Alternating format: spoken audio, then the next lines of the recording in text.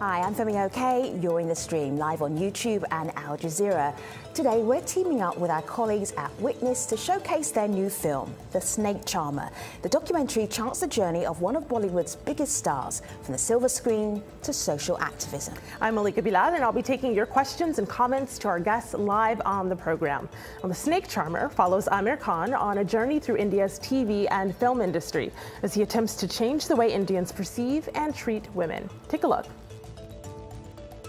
Misogyny, sexual assault, education, dowry, rape, gang rape. Justice is very far away. Bollywood has massive global appeal from Delhi to Toronto. Women's rights activists argue that some of these films reinforce unhealthy attitudes towards women. I'm attempting to change the way people look at things and feel about things. I want to change the way you feel towards a girl child. There is this big schism in the identities, and it's very difficult to find out that where the actor ends and the person begins.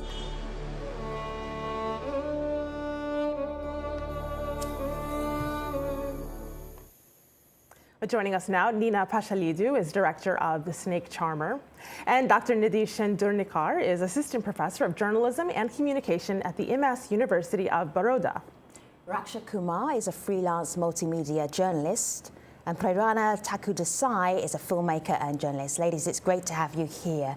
Nina, this film, this access you had, I'm just looking at Aamir Khan's Twitter feed. He has 22.3 million followers. He is a huge Bollywood star. How did you even get close enough to him to put him in a documentary? Well, it wasn't very easy in the beginning. I did have the idea by reading an article when I was doing my PhD, actually, in the Fellowship at Georgetown. And I read his story, and I saw that. So Nina, at the moment we can't hear you very well. So I'm going to just work behind the scenes to come back to you and just get your audio in place. Let me just go to Raksha. Raksha, as we're looking at this documentary, The Snake Charmer, and this huge Indian Bollywood star, when you look at it, what do you see? I watched the film about 12 hours ago, and one of my first reactions was, why make the film? And why, if the idea was to look at how Bollywood portrays women, then it should have been a wider discussion than just looking at Aamir Khan's portrayal or Aamir Khan's involvement in Satyameva Jayate, or a very specific show which actually did not, I think, aired for about 3 or 4 seasons. So that was my first question, actually. Why this film, and why look at gender portrayal in mainstream Hindi cinema through the eyes of Satyameva Jayate? It had some extremely important points to make, which I was really glad to see being made on screen. But I was actually hoping for a wider, perhaps, look, a broader look at gender portrayals, at portrayals of women in mainstream Hindi cinema. Actually, let me see if I can get Aamir Khan to actually answer this for you. Here's a little clip of him explaining the idea behind his discussion show. Have a look. Creative people make you feel good. They make you laugh, they make you cry, they make you forget your stress, give you a good time. But that's not all. The responsibility of a creative person is also to bring grace to society, to build the social fabric of society, to infuse morals in people. Well, the film follows Aamir, as you saw there, through the production of that television show. This is Zainab commenting both on the film and the TV show. Zainab says the film is beautifully portrayed, giving a balanced view, and it showcases the very real struggles faced by such a venture. I loved the TV show. I cried along with it. Even if one family is influenced, it's a step in the right direction. She goes on to say, Aamir is doing much more than just empowering women. He's trying to change the mindset of people who've had an upbringing where women are not seen as equals or a burden. So Nina, I know you're back with us. You hear this praise for the film. Is this part of the reason why you decided to follow Aamir in the first place? I think the story of the film, of course, it's Aamir Khan and his cause and his activist work, but the real story is the stories of the women in India and the courage they had to come out and the power of just one Bollywood star to actually make a change in a way that hasn't been done before. So I think it's stated in the film as well. If if one person can see Aamir Khan do something about this. And, if he thinks that, oh, I have a daughter, let me just, think in a different way and treat her in a different way and send her to a university and protect her in a way.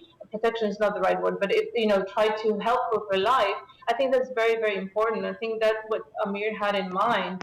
And I know there's a lot of doubt, in India and elsewhere about, what exactly he was doing and why he picked to do the show. But I think his motivation was much more. It was quite deep, actually. I think he really wanted to make a difference in Satamia Jata, and that's why he chose to do the show, because I think there was a cost in the end, and you can see that in the film. So Nina followed around Aamir Khan as he was making the final series of Satyama Jayate, which means truth alone triumphs. And the talk show highlights some very important issues in India. Let me give you one example. This is Parvin's story. Have a look. सो रही थी तो रजाई के अंदर मेरा सारा शरीर था, सिर्फ चेहरा बाहर था। आया एकदम आके मेरे ऊपर हावी हुआ, यहाँ से उसने मुझे पकड़ लिया, बस चेहरे को अपनी दांतों से बहुत बुरी तरह से ऐसे खाया जैसे कोई जानवर एक मांस की रोटी खाता है। जब तक खाता रहा, जब तक कि मतलब मेरा चेहरा उसने पूरा खराब नहीं कर दिया। सब लोगों ने उसे देखा भी। ये उस वक्त की तस्वीरें हैं जब ऐसा हुआ था। जी। एक लड़के की चाहत में एक इंसान कितनी हैवानियत तक उतर आ सकता है, ये उसकी एक मिसाल है। जी। Parana, you worked on this talk show with Aamir. It's difficult to separate him as an actor from the activism that he's trying to actually help people get access to and the issues he's helping people get access to. What was he like to work with? Well, yes, and that's kind of understandable in the sense that, actors have this persona that people relate to, and then when you see him on the show visibly in a different way, you wonder you try to make that connect.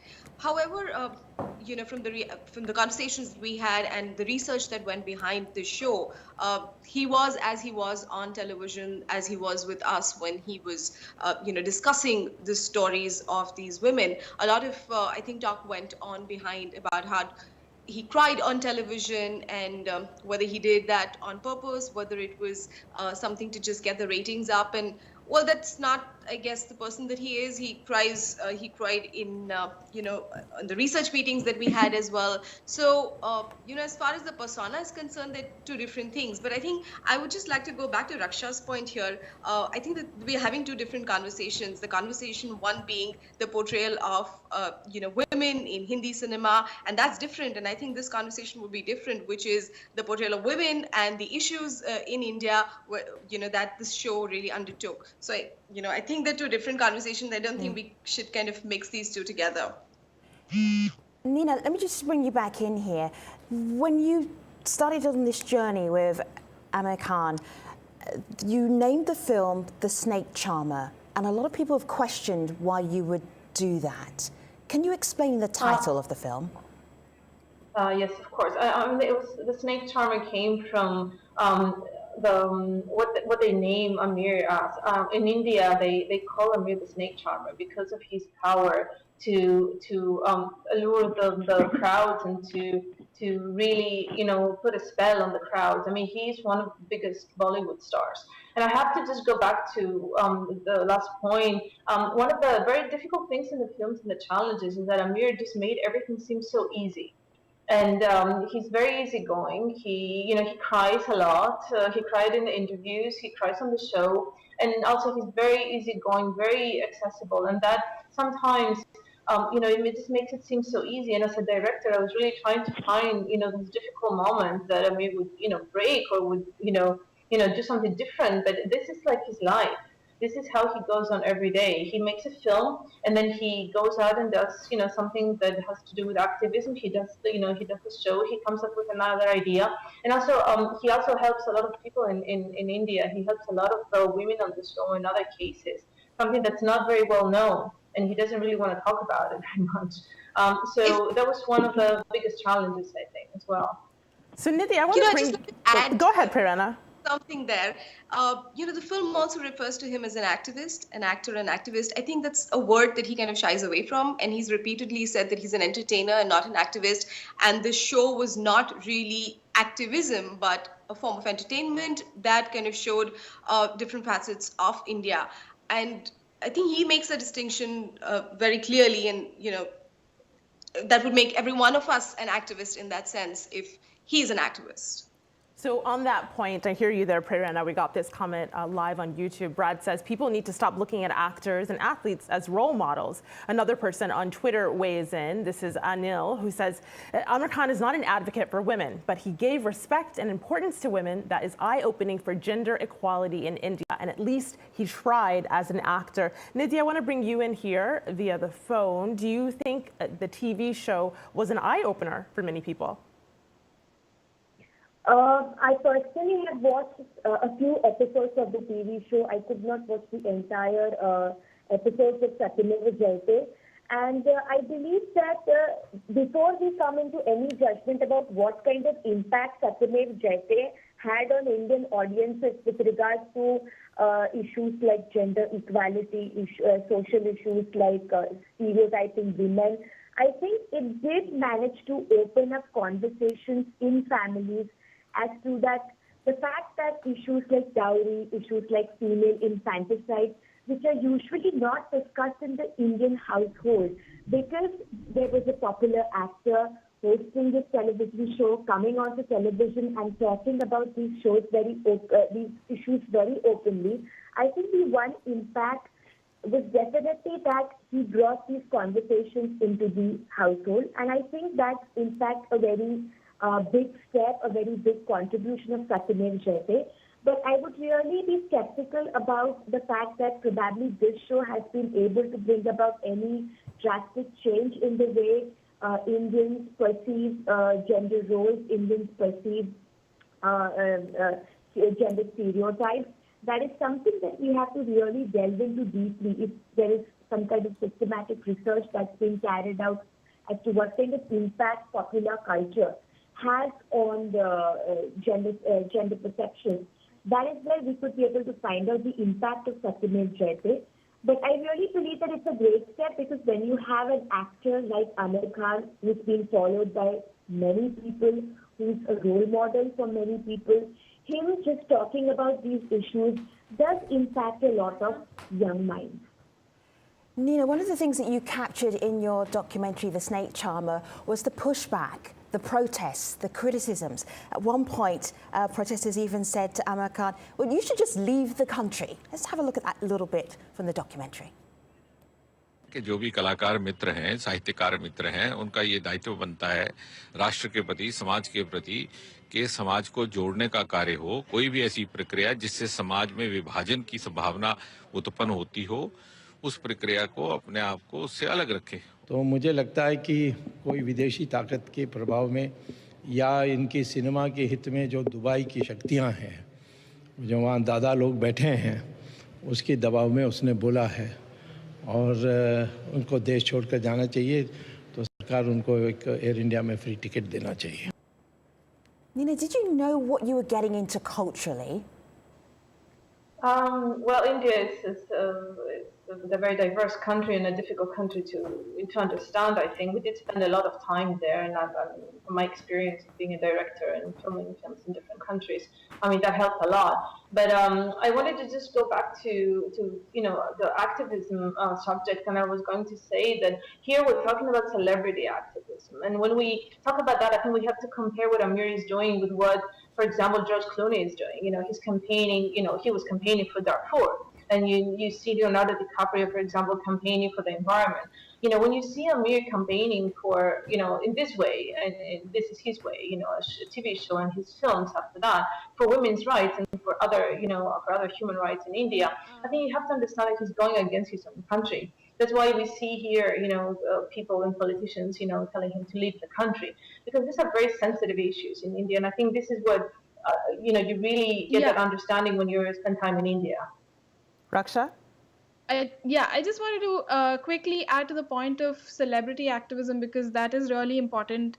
There's actually very little celebrity activism if you know, comparatively in India. So if you only look at it in terms of celebrity activism, yes, this definitely had kind of made inroads. But then I guess the question one asks is, with the might of the kind of, you know, it had Star, one of the largest television channels, Aamir Khan, highest grossing Bollywood actor, you had extremely good research teams and production teams. So with that kind of might, did the show, you know, make the kind of impact that it originally set out to, is probably a question one needs to just put out there. And you know, I mean, it's difficult to quantify. I'm sure nobody has numbers and nobody can assess the kind of impact.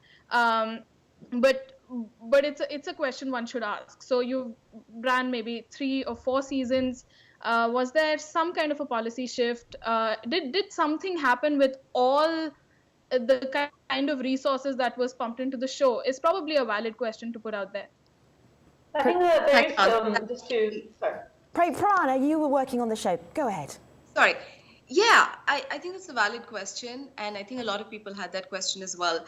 What was the impact of the show, and given the resources? And, you know, just to put it out there, I think everybody, all of us who were part of the team, were kind of learning through the time, the first, second, third season, learning about issues, you know, so we had our own personal growth in that sense. But, you know, if most of course, it cannot be quantified. Most of it is anecdotal. But, you know, for example, the episode on child sexual abuse, soon after the episode was aired, we got 14 million responses from people over Facebook, Twitter, YouTube, you know, everywhere. And we even compiled a booklet of, you know, some of the most poignant responses that we got.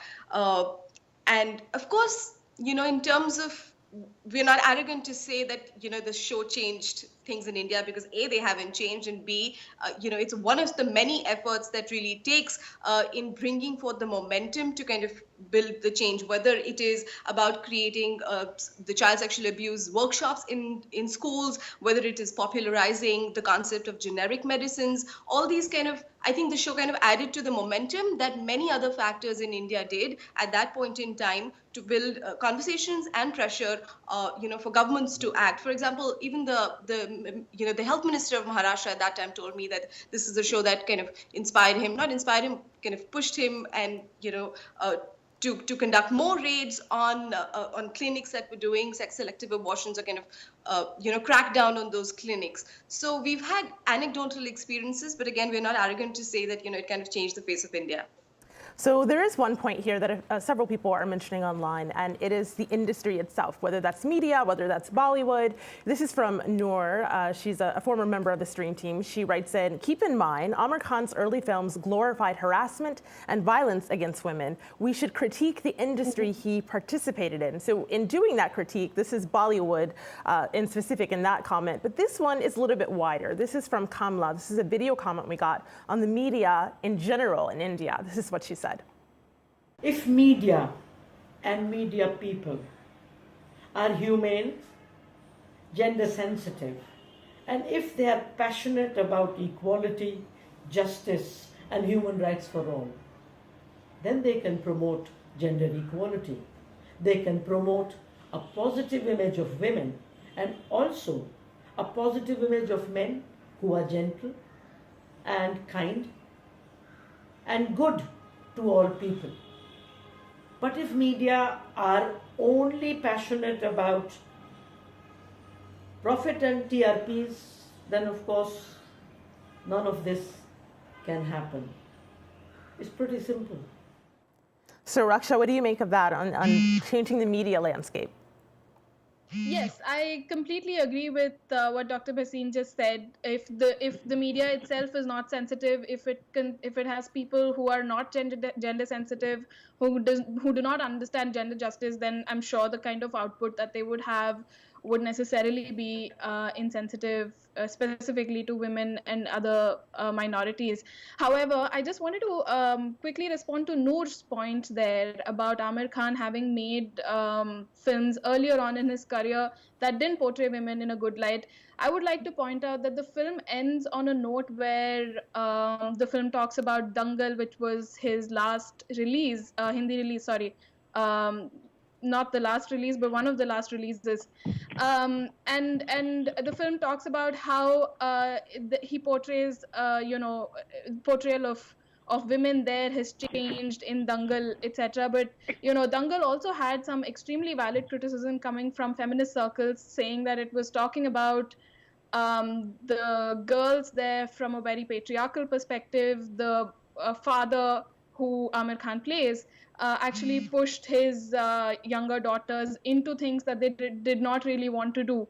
So it's not just it's not just earlier part of his career where he has been accused of not being very sensitive to the portrayal of women. It's also much recently. I think Dangal was 2016. So and it was much after the snake charmer. So it's even until much recently. And the snake charmer catches a very important point, wherein one of his most famous films, Three Idiots, talks about rape in a very kind of a light-hearted, almost joking way in a particular scene. So I guess Aamir's critics would say that he probably still continues to portray characters which fall into the larger structures of patriarchy. Let me just show our audience a little clip from Nina's documentary where you can see the genesis, where the idea came from for Dargul. Dargul was a film about female wrestlers. That's a little idea about what the plot is, but here's where the idea came from. Have a look. Ladies and gentlemen, please welcome Commonwealth gold medalists Geeta Kumari and Babita Kumari.